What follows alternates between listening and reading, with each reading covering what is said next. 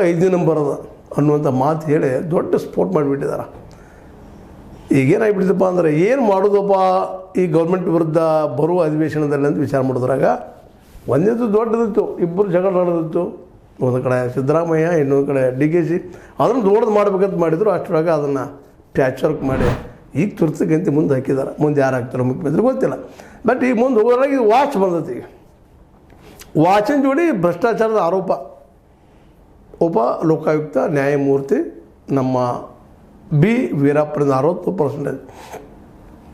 ಮತ್ತು ನೋಡ್ತಾ ಇದ್ದಾರೆ ರೀ ಅವರು ಲೋಕಾಯುಕ್ತರು, BR ಪಾಟೀಲ್ ಇರ್ಬೋದು, ಮತ್ತೇನಿರ್ಬೋದು, BS ಪಾಟೀಲ್, BR ಪಾಟೀಲರು, ಅದ್ರ ಜೊತೆಗೆ ಇನ್ನುಳಿದವರು ನೋಡ್ತಾ ಇದ್ದಾರೆ. ಏನೋ ಕೈಯಲ್ಲಿ ದಾಟಿ ಹೋಗ್ತಾ ಇದ್ದಾರೆ ಎಲ್ಲ ಭ್ರಷ್ಟ ಅಧಿಕಾರಿಗಳು. ಹಿಡಿತಾ ಇದ್ದಾರೆ, ಮೆಂದು ಹಿಡಿತಾ ಇದ್ದಾರೆ, ಕೊಡ್ತಾ ಇದ್ದಾರೆ, ಹಿಡಿತಾ ಇದ್ದಾರೆ, ಕೊಡ್ತಾ ಇದ್ದಾರೆ. ಏನು ಶಿಕ್ಷೆ ಇಲ್ಲ, ತಪ್ಪಿಸ್ಕೊಂಡ್ಬಿಟ್ಬಿಟ್ಟಿದ್ದಾರೆ. ಸರ್ಕಾರ ಹಂಗದ.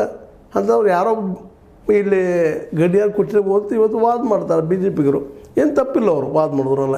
63% ಭ್ರಷ್ಟಾಚಾರ ಇದೆ ಕರ್ನಾಟಕದಲ್ಲಿ. ಭಾರತದಲ್ಲಿ 5ನೇ ನಂಬರಪ್ಪ ಭ್ರಷ್ಟಾಚಾರ ಮಾಡೋದ್ರಾಗ ಅನ್ನುವಂಥ ಒಂದು ದೊಡ್ಡ ಹೇಳಿಕೆಯನ್ನು ಕೊಟ್ಬಿಟ್ಟಿದ್ದಾರೆ. ಈ ಹೇಳಿಕೆಯಿಂದಾಗಿ ಏನಾಗಿಬಿಟ್ಟಿದಪ್ಪ ಅಂತಂದ್ರೆ ಒಂದು ದೊಡ್ಡ ಚರ್ಚೆ ಎಲ್ಲರಿಗೂ ಭ್ರಷ್ಟಾಚಾರ. ಯಾವ ಭ್ರಷ್ಟಾಚಾರ ಹಿಡ್ಕೊಂಡು ಆಯ್ಕೆ ಆಗಿ ಬಂದರೋ ಕಾಂಗ್ರೆಸ್ಸಿಗರು, ಇವತ್ತು ಅದ ಆರೋಪ ಒಬ್ಬ ನ್ಯಾಯಮೂರ್ತಿಯಿಂದ, ಅದು ಲೋಕಾಯುಕ್ತ ನ್ಯಾಯಮೂರ್ತಿಯಿಂದ, ಅದು ಉಪ ಲೋಕಾಯುಕ್ತರು, ಅದರಲ್ಲೂ ಅವ್ರಿಗೆ ಭ್ರಷ್ಟ ಅಧಿಕಾರಿ ನಡೆಯುವಂಥ ಇಲಾಖೆಯವರು ಮಾತಾಡಿದ್ದ ಒಂದು ದೊಡ್ಡ ಸ್ಫೋಟ.